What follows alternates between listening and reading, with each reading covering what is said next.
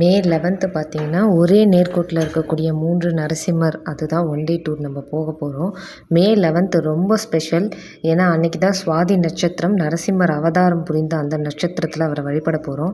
அன்னைக்கே பார்த்தீங்கன்னா, நரசிம்மர் ஜெயந்தி வேறு வருது. சுவாதி நட்சத்திரத்தன்னைக்கு திருமஞ்சனம், சிறப்பு ஹோமம் இதெல்லாம் நடைபெறும். அந்த டைமில் நம்ம போய் அவரை வழிபடுறது ரொம்ப சிறப்பு. நரசிம்மர் ரொம்ப சிறப்பான ஒரு வழிபாடு. நாளை என்பதே நரசிம்மருக்கு கிடையாது அப்படின்னு ஒரு வார்த்தை உண்டு. அது ஏன்னா பக்தர்கள் கூப்பிட்ட குரலுக்கு அவர் ஓடி வருவார்.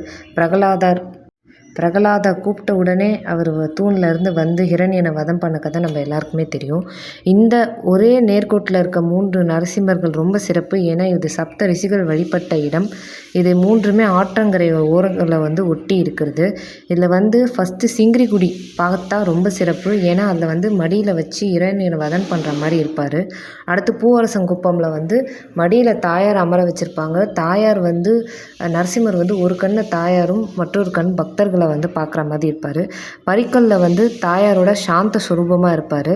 லாஸ்ட்டாக பரிக்கலை பார்த்துட்டு வீட்டுக்கு போகிறது ரொம்ப சிறப்பு.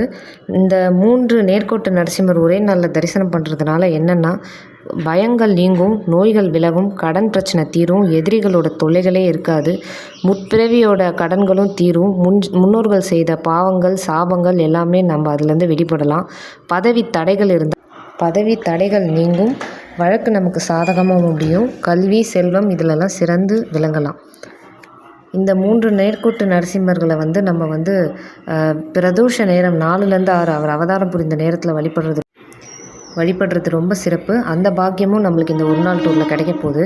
எல்லாருமே இந்த உக்ரம் வீரம் மகாவிஷ்ணும் ஜலவந்தம் சர்வதோமுகம் நரசிம்மம் பீஷ்ணும் மற்றும் மிருத்யும் நமாம்யகம் இந்த மந்திரத்தை சொல்லி நம்ம அவரை வழிபடலாம். நரசிம்மருக்கு துளசி மாலை சாற்றி வழிபடலாம். எல்லோரும் இந்த ஒரு நாள் டூரில் கலந்துக்கணும்னு கேட்டுக்கிறோம்.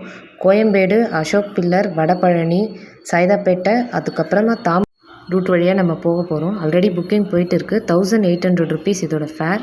800 rupees அட்வான்ஸ் கொடுத்து உங்கள் சீட்டுங்களை புக் பண்ணிக்கலாம். இதுக்கு ஏசி வேன் நம்ம பிளான் பண்ணியிருக்கோம். அது இல்லாமல் காலையில் மத்தியானம் நைட்டு உணவு மினரல் வாட்டர் எல்லாம் ப்ரொவைட்